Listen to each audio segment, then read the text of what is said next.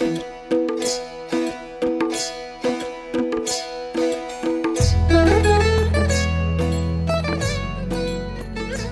জানাচ্ছি এটিএন বাংলার বিশেষ সাপ্তাহিক আয়োজন চর্চা এক্সপ্রেসের সঙ্গে আছে আমি শামুল হোসেন। সুপ্রিয় দর্শক, আমাদের এই বিশেষ আয়োজনে আমন্ত্রিত অতিথি হয়ে উপস্থিত থাকেন চট্টগ্রামের সমাজ এবং রাষ্ট্রের সাথে সম্পৃক্ত বিশিষ্ট ব্যক্তি, যার মাধ্যমে আমরা জানতে চাই চট্টগ্রামের সমাজ এবং রাষ্ট্র অতীত, বর্তমান, আগামী গতিপথ সহ নানান দিক জানতে চাই। চট্টগ্রামকে নিয়ে কি ভাবনা, তার ব্যক্তি জীবনে অপ্রকাশিত বিভিন্ন ঘটনা ও সফলতা ব্যর্থতার কথা। সুপ্রিয় দর্শক, আপনারা সকলে জানেন এই চট্টগ্রাম এক্সপ্রেসের মাধ্যমে আমরা আলোচনা করি চট্টগ্রামের উন্নয়ন সমস্যা এবং সম্ভাবনা নিয়ে।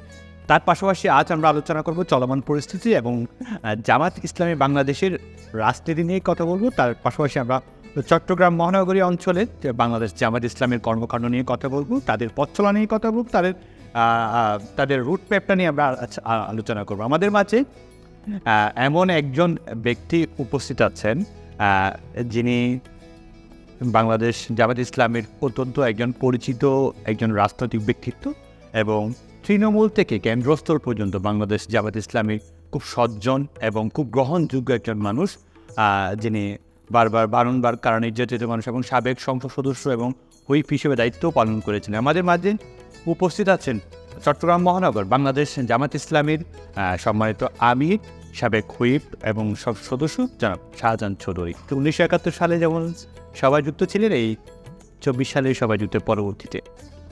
আমার প্রশ্ন এই যে 1971 সালের স্বাধীনতার যুদ্ধ এবং 2024 সালের গণ অভ্যুত্থান, আপনি কি পার্থক্য খুঁজে পান? আসলে আপনার প্রশ্নটা বাংলাদেশের রাজনীতির 53 বছরের সাথে এবং বিগত ব্রিটিশ বিরোধী এবং পাকিস্তান 25 বছরের দুঃশাসনের ইতিহাস আমাদেরকে মনে করিয়ে দেয়।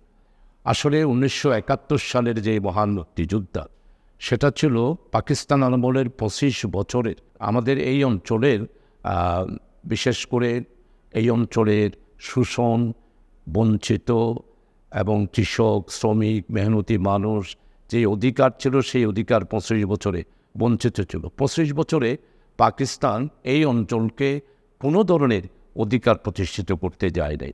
যেমন শিক্ষার দিক থেকে, চিকিৎসার দিক থেকে, কৃষক, শ্রমিক, মেহনতি মানুষের অধিকারের দিক থেকে, শিল্প কারখানার দিক থেকে, এরপরে হচ্ছে ব্যবসা বাণিজ্য, সব কিছুই পাকিস্তানের পশ্চিমা শাসক গোষ্ঠীদের একটা দোসর পাঞ্জাবিরা এবং বোম্বাইয়া, বিহারি, এরাই এই দেশকে 25 বছরে এদেশের মানুষের উপরে তারা এমন জগদল পাথরের মতো বসেছিল, যার কারণে 1969 সালের গণ অভ্যুত্থান হয়েছে, 70-এর নির্বাচন হয়েছে। 70-এর নির্বাচনের পরে যখন নির্বাচিত প্রতিনিধিদের হাতে পাকিস্তান ক্ষমতা দিতে গড়িমসি করল, তখনই আমাদের এই দেশের মানুষেরা তখন তারা খুবই তাদের অধিকার আদায়ের জন্য তারা তখন রাজপথে নেমে গেল এবং বিশাল একটা গণ অভ্যুত্থান হলো।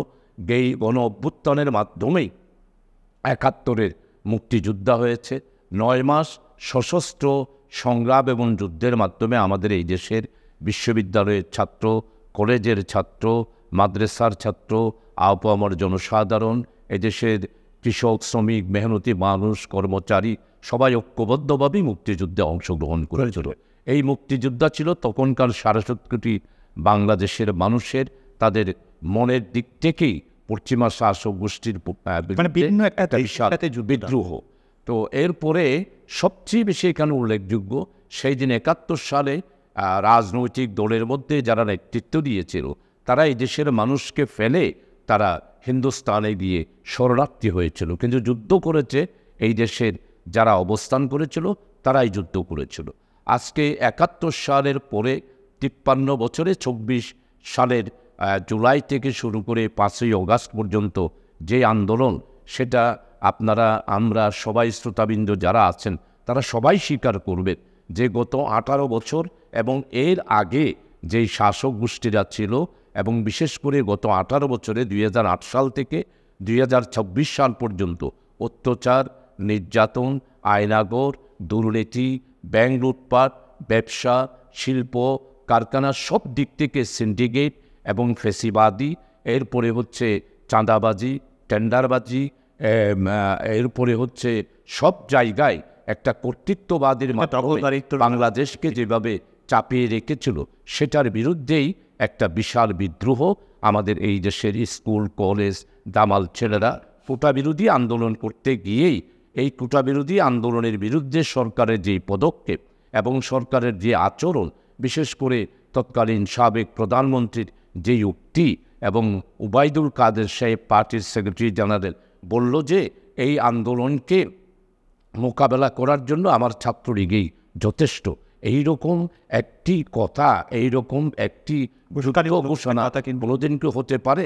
এই জন্য ৭১-এর মুক্তিযোদ্ধা আর ২৪ সালের বৈষম্য বিরোধী ছাত্র আন্দোলনের মধ্যে বিশাল একটি যুগসূত্র রয়েছে, সেটা হলো অধিকার প্রতিষ্ঠা, মানবতার রক্ষা করার জন্য আন্দোলন। জনগণের যে এত আত্মত্যাগের অন্যতম কারণ জনগণের ঘরে সুফলটা ঢুকা। আসলে আপনার কি মনে হয় না আসলে ১৯৭১ সাল থেকে শুরু করে এই পর্যন্ত সুফল কি মানুষের ঘরে ঢুকেছে? আপনার কি মনে হয়? এবং সামনে কি আমরা কতটুকু আসলে তো আমরা আশঙ্কায় থাকবো কি না আমরা আশাবাদী হব সামনে আমরা ঘরে ফসল ঢুকবে? আসলে ১৯৭১ সাল থেকে ২০২৪ সাল এই ৫৩ বছরে মানুষ বিশাল বিশাল আশা নিয়েই আন্দোলনের সংগ্রামে যুদ্ধে ঝাঁপিয়ে পড়েছিল। ৭১ সালে মানুষের আশা ছিল পশ্চিমারা চলে গিয়েছে, আমরা আমাদের অধিকার ফিরিয়ে পাব, আমরা আমাদের স্বাধিকার ফিরিয়ে পাব, আমরা আমাদের অর্থনৈতিক মুক্তি ফিরে পাব। কিন্তু দুর্ভাগ্য ৭২ সাল থেকে ৭৫ সাল পর্যন্ত রাজনৈতিকভাবে যারা ক্ষমতায় ছিলেন তা আমরা দেখলাম যে তারা প্রায় ৪০,০০০-এর মতো নেতা কর্মীকে ৭২ থেকে ৭৫ জাতীয় সমাজতান্ত্রিক দল জাসদ সহ অন্যান্য যারা রাজনৈতিক দল ছিল তাদেরকে হত্যা করা হয়েছে, স্বরাষ্ট্রমন্ত্রীর বাসভবন ঘেরাও করা হয়েছে, সর্বশেষ মানুষের গণতান্ত্রিক অধিকার কেড়ে নিয়ে বাকশাল গঠন করা হলো। এই জন্য আজকে এরপরে এরশাদ বিরোধী আন্দোলন হয়েছে, এর পরবর্তী পর্যায়ে আজকে বৈষম্য বিরোধী ছাত্র আন্দোলন হয়েছে। আসলে মানুষ যেটা আশা আকাঙ্ক্ষা করেছে ৫৩ বছরে সেটা তাদের স্বাধিকার পূরণ হয় না। একটি উদাহরণ, চট্টগ্রাম মেডিকেল কলেজটা প্রতিষ্ঠা হয়েছে আপনার পাকিস্তানের স্বাধীনতার পরপরই। এরপরে ৬৭ সালে আইয়ুব খান মেডিকেল কলেজটা ৭ তলা ভবন করল, ১৬০০ সিট হলো।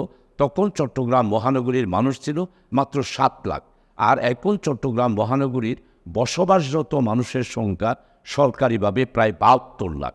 যেই একটা মেডিকেল কলেজ প্রতিষ্ঠা হলো ১৬০০ বেডের, এখন ৫৩ বছর গেল এখনও মাত্র ২৭০০ বেড হলো, কিন্তু একটি মেডিকেল কলেজ হলো, কিন্তু আরেকটা মেডিকেল কলেজ হলো না। আমাদের চট্টগ্রাম জেনারেল হাসপাতাল ব্রিটিশ আমলের হাসপাতাল, দুর্ভাগ্য সেই হাসপাতালটাকে ২০০ বেডে উন্নীত করার জন্য আমি একজন এমপি হিসাবে বারবার চট্টগ্রামের এই অধিকারটার জন্য বারবার পার্লামেন্টে বলার পরেও জেনারেল হসপিটালটা কলেজে উন্নীত করা সম্ভব হয় নাই, ২০০ বেডের হসপিটাল হিসাবে উন্নীত করা সম্ভব হয় নাই। এই হচ্ছে আমাদের দেশের মানুষের অধিকার প্রতিষ্ঠার ক্ষেত্রে যারাই ক্ষমতায় ছিলেন তারা শুধু দিনক্ষেপণ করেছে।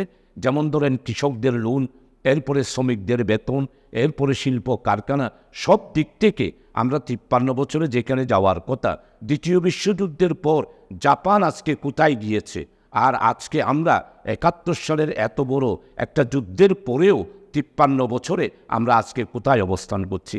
আজকে বৈদেশিক ঋণ নিয়ে আজকে দেশকে জর্জরিত করা হয়েছে, উন্নয়ন হয়েছে ঠিক, কিন্তু বিদেশি যেই ঋণের চাপ প্রতিটা মাথা পিছু এখন আমাদেরকে ২.৫ লক্ষ টাকা ঋণ আমাদের গুনতে হচ্ছে।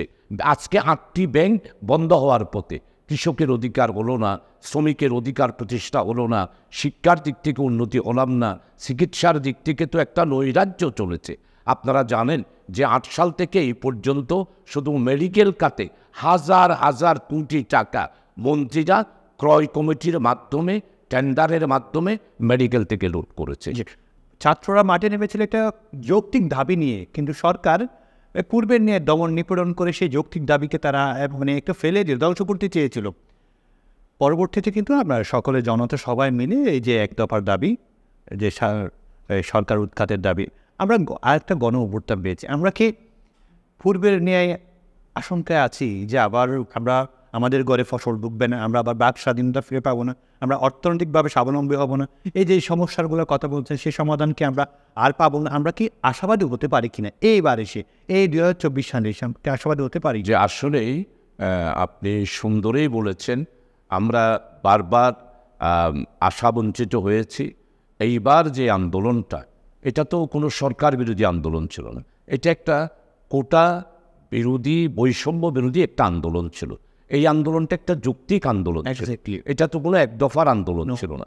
কিন্তু ছাত্রদের এই নিয়মতান্ত্রিক, গঠনতান্ত্রিক, সাংবিধানিক একটা আন্দোলনকে আজকে কিভাবে করে আমাদের যারা সরকারে ছিলেন তারা কিভাবে দমিয়ে দেওয়ার চেষ্টা করা হয়েছে। এর আগেও নূর যে অধিকার আছে ওরাও আন্দোলন করেছিল। এই আন্দোলনের পরবর্তী পর্যায়ে ছাত্ররা যখন মাঠে নামলো, তখন থেকেই যারা সরকারে ছিলেন তাদেরকে বিদ্রোহাত্মক কথা বলা, দমিয়ে দেওয়ার কথা বলা, শেষ পর্যন্ত তাদের সাথে ছাত্রলীগের একটা যুদ্ধ বাঁধিয়ে দেওয়া।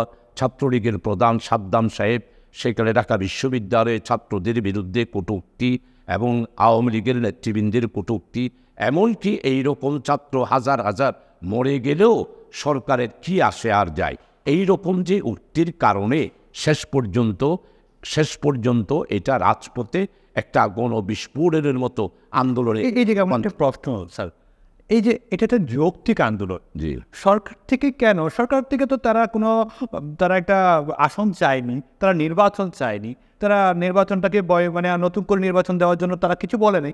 তারা চাচ্ছে একটা কোটা সংস্কার, কোটা একেবারে বন্ধ করে দেওয়ার জন্য বলে নাই, কিন্তু সংস্কারের কথা বলেছে। এই যে যৌক্তিক আন্দোলনকে কেন শেখ হাসিনা এত মানে এটা দমন নিপীড়নের মধ্যে নিয়ে আসতে গেল? এটা আসলে যারা সরকারে দীর্ঘদিন ধরে থেকে যায় তাদের একটা এমন আত্মবিশ্বাস। সম্মানিত শ্রোতাবৃন্দ, আপনারা দেখেছেন অতীতে স্বৈরাচারদের যে আচরণ, বিগত সরকারের স্বৈরাচারী আচরণের একটি ফেরাউনের শাসক গোষ্ঠীর একটা আচরণ আমাদের সাবেক প্রধানমন্ত্রী সহ দলের মধ্যে চলে এসেছিল। তারা এগুলিকে কোনো পাত্তাই দিল না।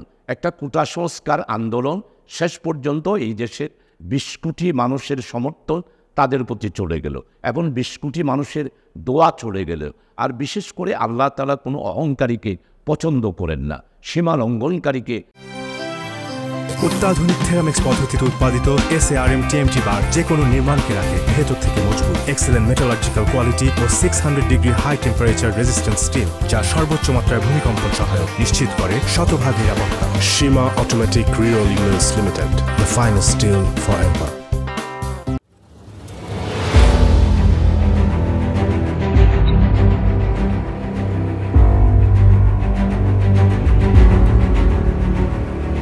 Welcome to N. Mohammed Group. For over 50 years, N. Mohammed Group has been promise-bound to the self-reliance for company, community, and country its quality products and services, entrusting the first priority to the necessity and capability of the people of Bangladesh.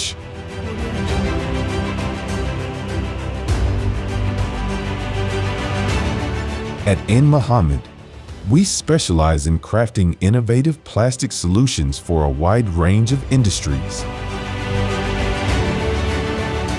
Our products are designed with precision, durability, and sustainability in mind. From custom injection molding to cutting-edge 3D printing, our state-of-the-art facilities ensure that every product meets the highest industry standards. But what truly sets us apart is our commitment to customer satisfaction. We've had the privilege of serving businesses both big and small, and our clients trust us to deliver on our promises. N. Mohammed Group, since 1968. আল্লাহ তাআলা পৃথিবীর ইতিহাসে হাজার হাজার বছর ইতিহাসে যারা শাসক ছিল তাদেরকেও পছন্দ করে না।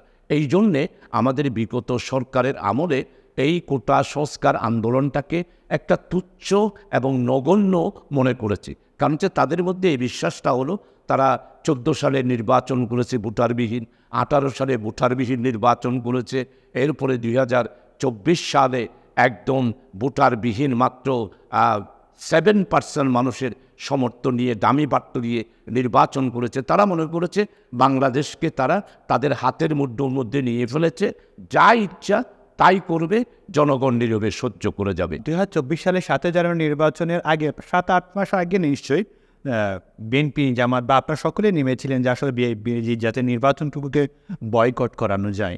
তার উপর কিন্তু শেখ হাসিনা পূর্বের নিয়ে আসলে তো তার তো অনেক অভিজ্ঞতা আছে দমন নিপীড়নের জন্য, যে কথাটাকে আপনি বলেছিলেন আসলে একটা করতে করতে কাজ একটা করতে করতে মানে সাকসেসফুল হচ্ছেন, অনুপ্রেরণা পাচ্ছেন।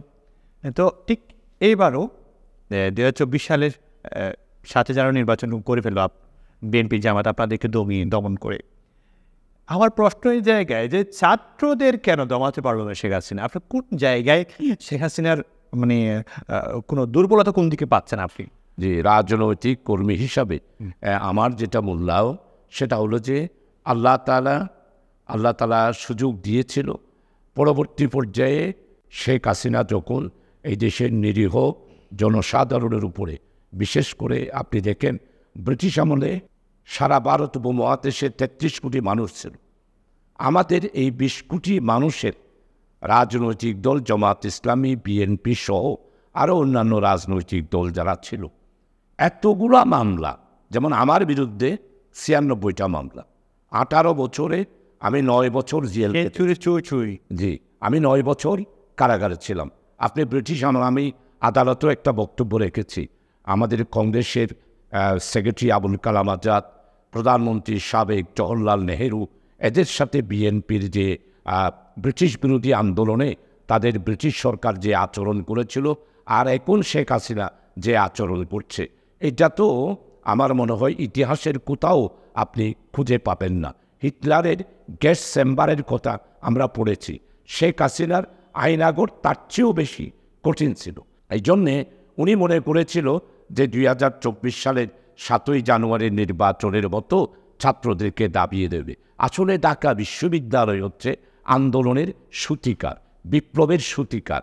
ওই দামাল ছেলেদের গায়ে যখন আগুন লাগে তাদের মাথা ঠান্ডা থাকে, বিপ্লব অত্যন্ত ব্যারোমিটার চরমে উঠে যায়।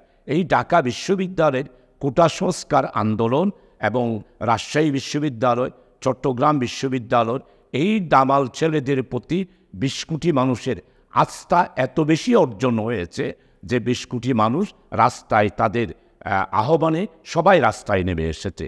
এই জন্য শেখ হাসিনার পক্ষে আর জনগণকে আর ছাত্রদেরকে দাবিয়ে রেখে তাদেরকে আন্দোলন থেকে সরিয়ে দেওয়া সম্ভব হয় নাই। শেষ পর্যন্ত এই আন্দোলন এক দফার আন্দোলনে রূপান্তরিত হয়ে শেখ হাসিনা তথা সরকারকে পতন হতে বাধ্য হয়েছে। শেখ হাসিনার সরকার থেকে বারবার দেখতাম যে আসলে ভিন্নমত হলে রাজাকার, জঙ্গি এসব দিয়েই ট্যাগিন দেওয়া হতো। আসলে ট্যাগিনের রাজনীতি কীভাবে আপনারা নিচ্ছেন?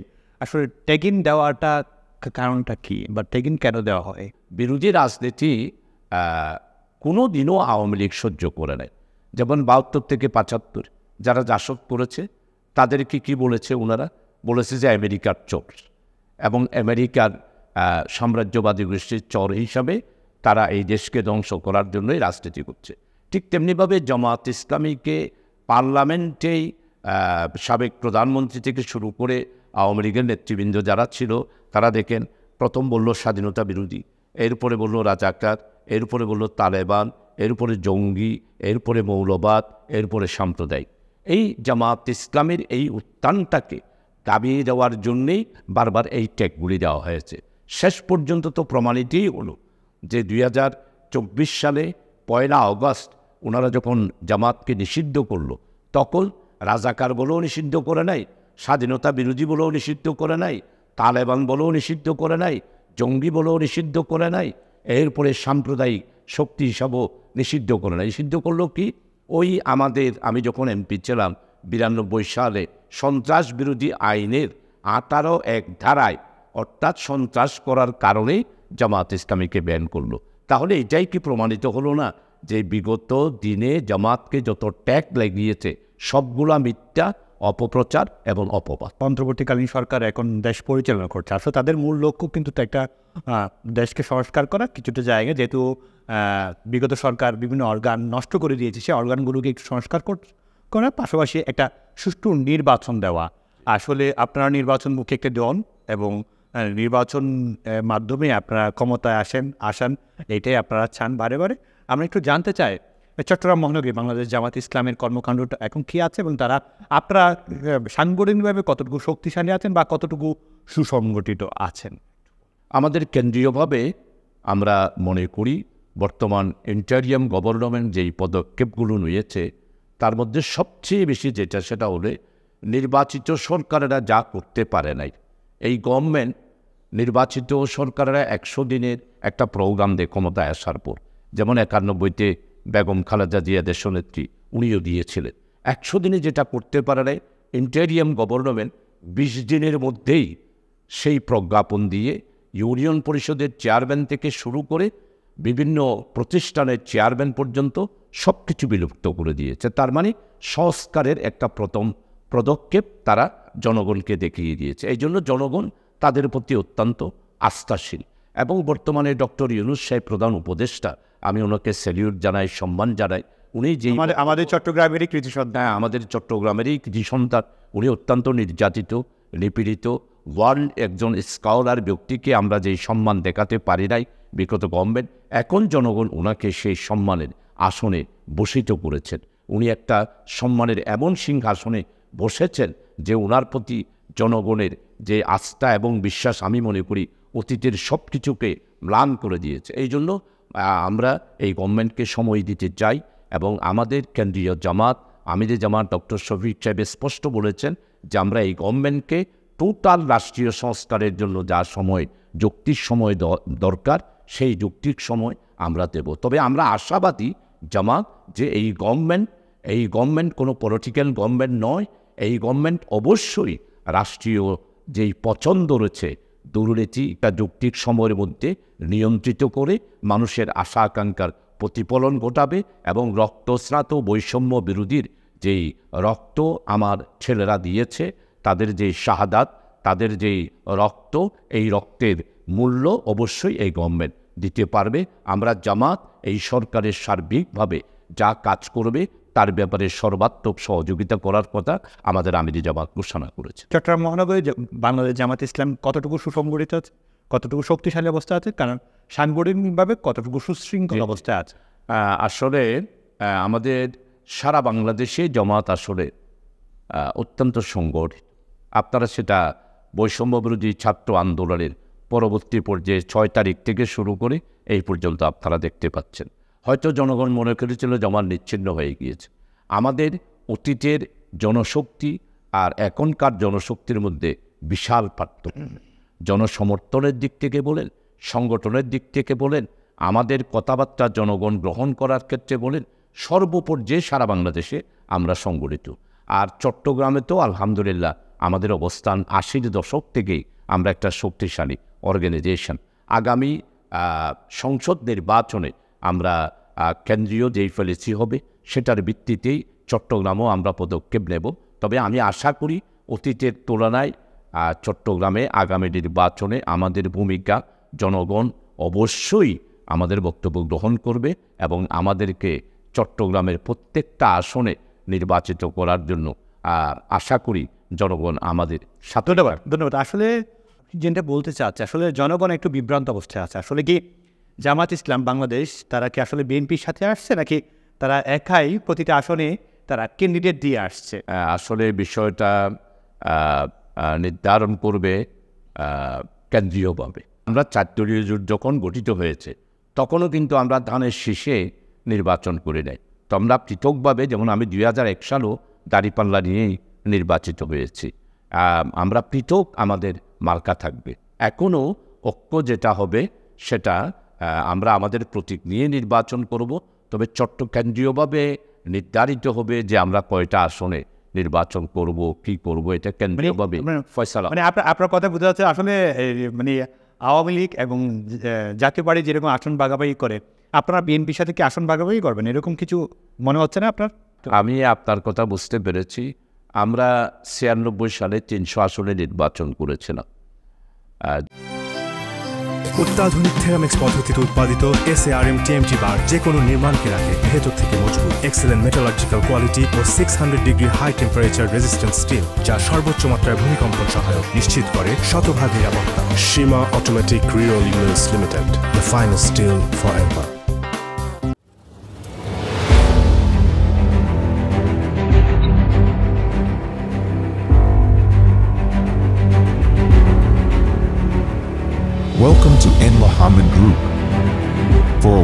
50 years, N. Mohammed Group has been promise-bound to the self-reliance for company,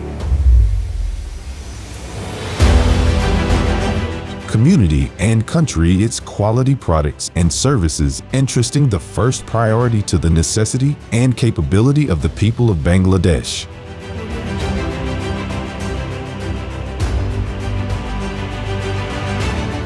At N. Mohammed, we specialize in crafting innovative plastic solutions for a wide range of industries.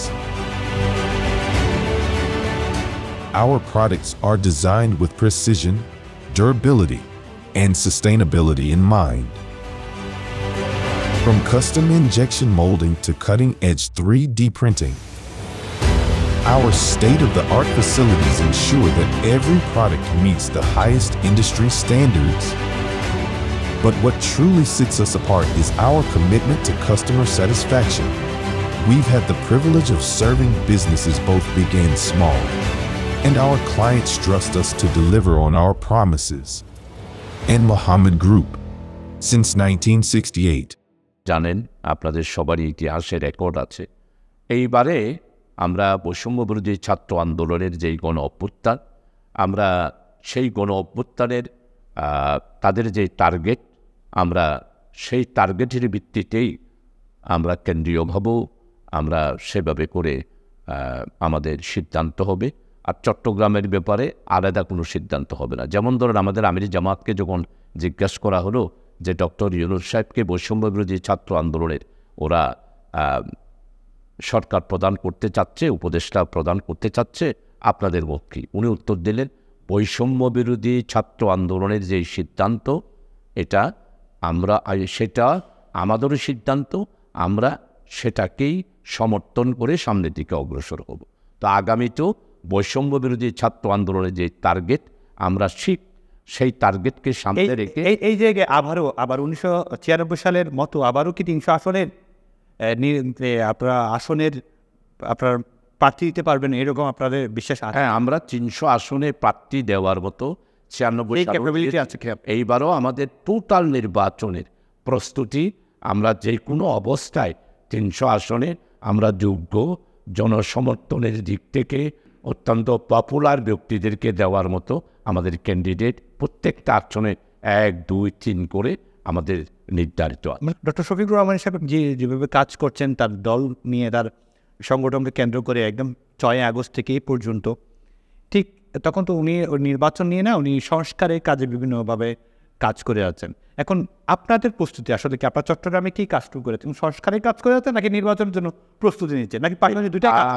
আসলে আপনি ভালোই বলেছেন। আমরা 6 তারিখ থেকে কেন্দ্রীয় নির্দেশ হলো যে সংস্কারের জন্য সরকার যে পদক্ষেপ নিচ্ছে, আমরা টোটাল সাংগঠনিক শক্তি ওই সংস্কারের জন্যেই আমরা কাজ করে যাব।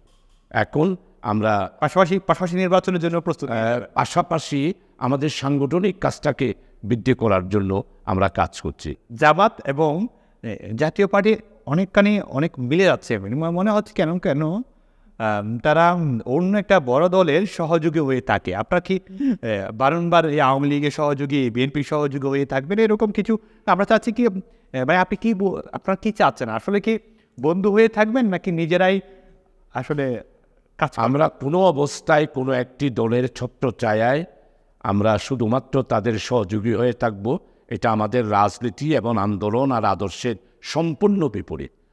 আপনার জাতীয় পার্টি, আওয়ামী লীগের যে জুড়ভিত্তিক বিরোধী দল, গৃহপালিত বিরোধী দল, জামাত, এদের ইতিহাসে এরকম গৃহপালিত দল হিসাবে কোনো প্রমাণ জামাত ইসলামের 83 বছর রাজনীতিতে আপনি দেখাতে পারবেন না। আমরা এখনও বৈষম্য বিরোধী আন্দোলনের যেই সংস্কার, সেটাকে সামনের দিকে অগ্রসর হব।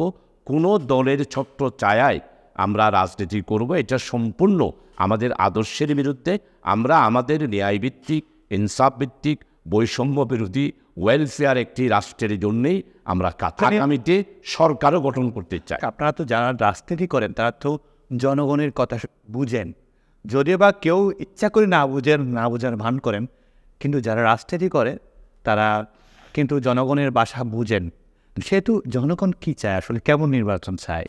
আসলে দেখুন, আমাদের এই দেশের মানুষ শুধু একটি ভোট দেওয়ার জন্য 1936 সালও আন্দোলন করেছে, 46 সালও পাকিস্তানের পক্ষে এবং বিপক্ষে 46 সালে নির্বে প্রত্যেক ভোটার প্রাপ্তবয়স্ক একটা ভোট দিতে চায়।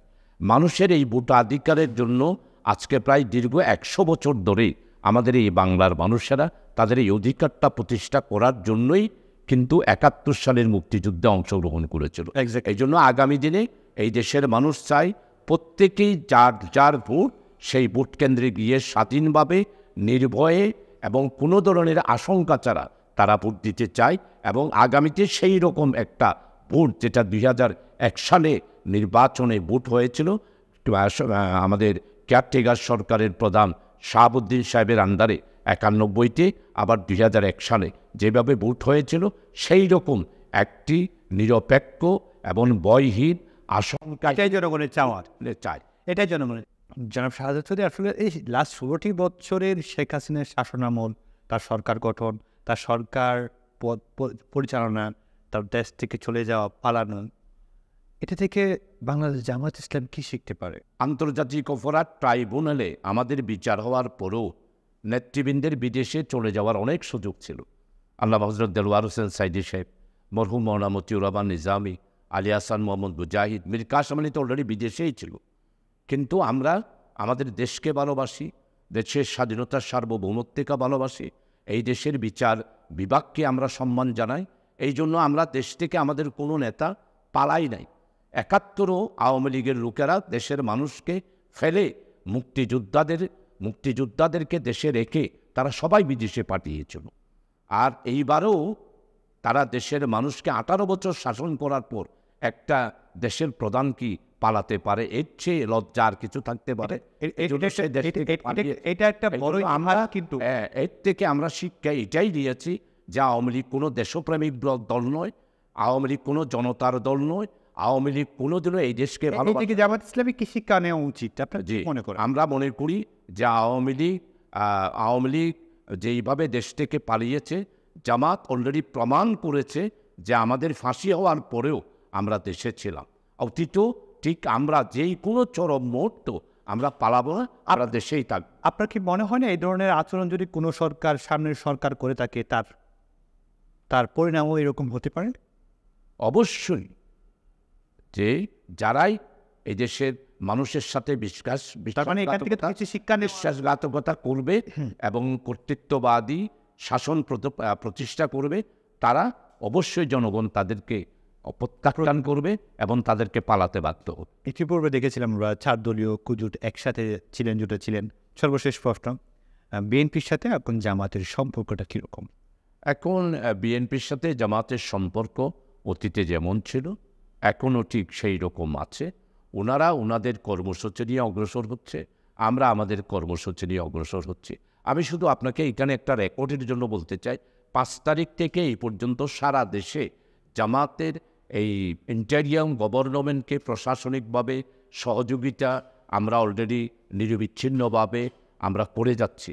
আমাদের জামাতের ব্যাপারে কোথাও চাঁদাবাজি, আইন শৃঙ্খলা বিরোধী কোনো কাজ বা কোনো ধরনের দখলদারিত্বের ব্যাপারে সারা বাংলাদেশে প্রশাসনিক রিপোর্ট হলো জামাতের সেই রকম একটি ঘটনাও ঘটে নাই।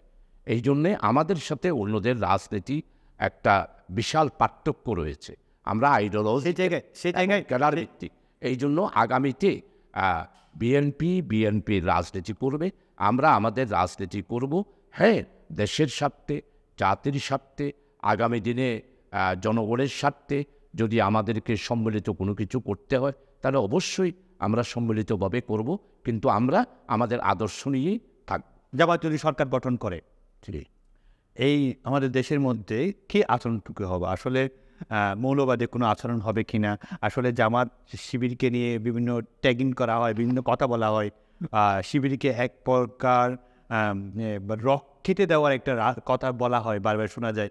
আসলে একটা ওই জায়গায় আমাদের যখন জামাত ইসলাম ক্ষমতায় গেলে এখানে কোনো হিন্দুত্ব থাকতে পারবে না, তারা মৌলবাদী আচরণটুকু থাকবে এখানে, এসব নানাবিধ অভিযোগ।